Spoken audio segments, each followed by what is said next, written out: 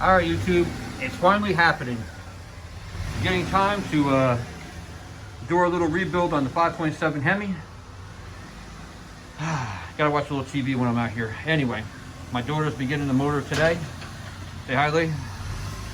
And she ripped some of the motor down already.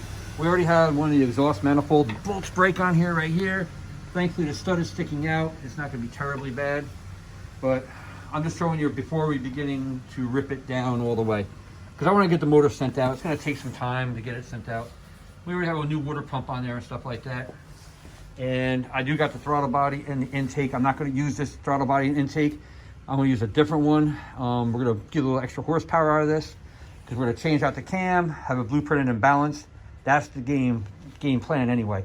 So I'll be back with part 2 and show you how far we get.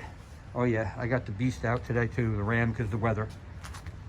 You know, as my daughter said, that's the beauty. That's the beast. All right, be back shortly, YouTube. Don't forget, like, subscribe, and share.